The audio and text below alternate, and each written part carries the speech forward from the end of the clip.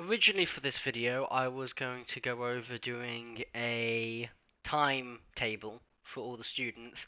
However, after looking into this in more detail, I've decided against it in the end. Instead, we are going to now look at starting on adding and deleting different entries through the user interface. So first, let's start by looking at deleting entries. That's a nice easy one. And also we're going to look at closing the form as well. So I'm going to set up that close button with a close function, which is very quick and simple. And I'm also going to set up this delete button down here to delete an entry. So let's start with the close button, as it's a nice simple one. So let's make a method here and just make a private void and just call this close. And then let's just have it so it does environment dot exit. So it just exits the program, and that's all it's going to do for now. We do want a object, so it's sender and an event argument. Okay, and the reason I'm doing it in a method is so we can add more in the future. So we may want to have it so it's a soft close that it saves any data before it closes, and that's why I have it in a method here. So all we're going to do to start is set this up so it defines this. So let's do close button dot click, and then set this to the event of close. There we go. And now that will be it for the close button. Now we can look at deleting entries. So first, I'm going to start by making a way to know what index this is. So let's just copy this text box here and put that somewhere. And I feel this is a nice, quick, easy method I could do this. But I'm just going to delete all the text for it and just call this ID. And just put it up here or somewhere. And I'm going to set it to visible to false. And now when we load the data, which will be here, so when we click on a student, we want to do ID, and actually let's call this ID text box. Let's do that. There we go. And now we can call this ID dot text equals student data to the 0, 0. So this is just a way for us to have down the loaded ID, since we can't use the student's name, since there could be two students with the same name. So instead we can work off the ID, and especially when you're working with deleting entries, we don't want to delete the wrong student by accident. In this case now, it now says the ID, so when we click the delete button, which will be down here, it will call upon a delete method. So let's just put this above the close one. So private void delete entry, or delete student you could have it as if you want. So let's have this as an object of sender and an event argument. Let's call it E. There we go.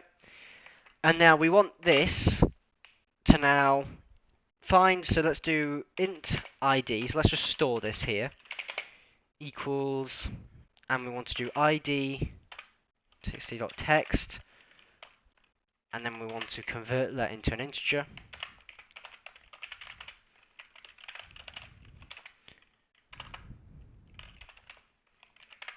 Now this could just be to be sure that it is actually an integer we're reading. So you can maybe have this in a try catch, and then we can do server.delete data. We want to do server.database server. Sorry. Now we just want students, and then we want the column name of ID, where it equals id.toString. There we go. Now here in this delete entry, you might not just have this, since let's say you had multiple parts that were affected by one student, you'd want to delete each instance of those students, of what effect is affected by the students. So let's say you did have a timetable, you'd want to delete the timetable entry as well, as the student's no longer there. So now we've set up that, that should be about it, but we need to define it to this first, so delete. We want to do...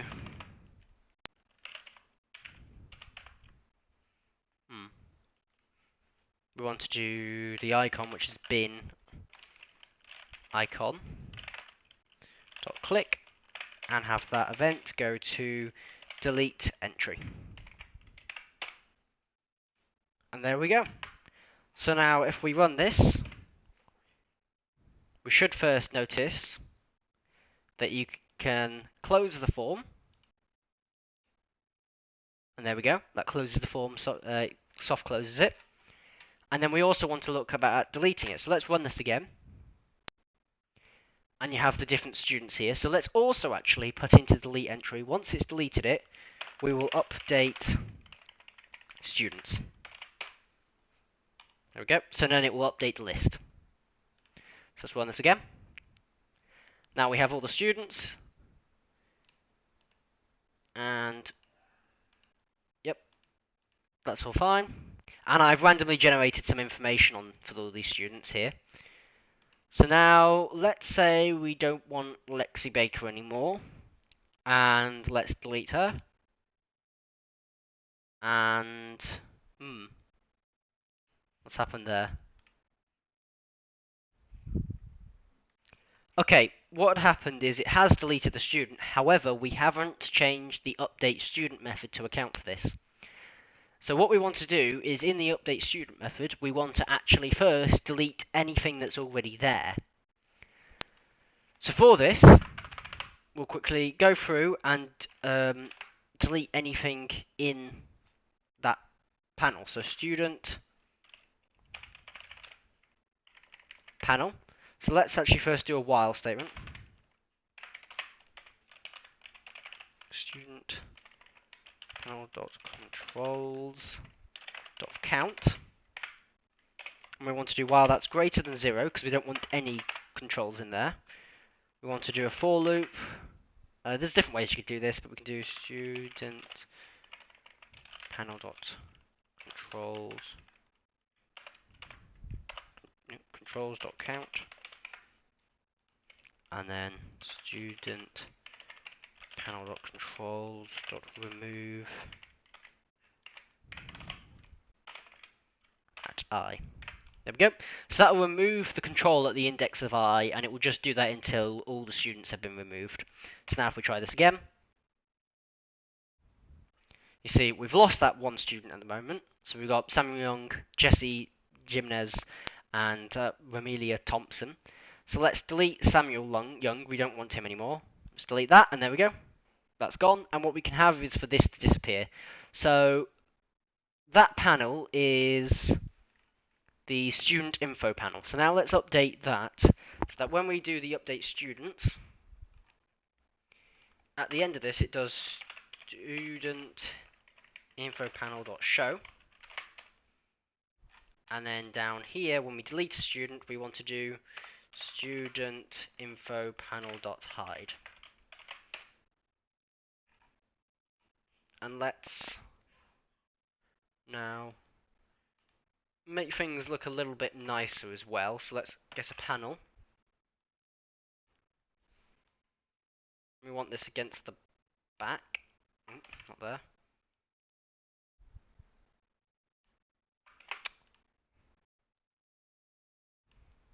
Let's move that. Since we've got the back as a white colour, and we don't want to change all that at the moment, well, we can change the back of that actually to a different colour. So let's move that up here. This is the more fiddly part.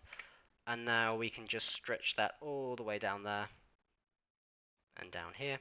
And we can have that as a white colour. And now we can turn this whole form colour into this blue colour. And I'll stretch that back over to there. And now go to this and make this white. And now we can send this to the back. There we go. This is all just for looks really at the moment. There we go. So now, when we hide that, so actually let's also hide it on start as well. So we want to do student. Well, let's do this before the update student. Student panel.hide. There we go. So now this will clear up some information bits. Or it should have.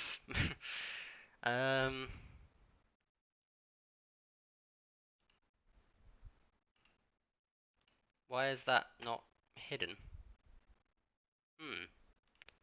That is the student info panel. Let's set this visible false on startup.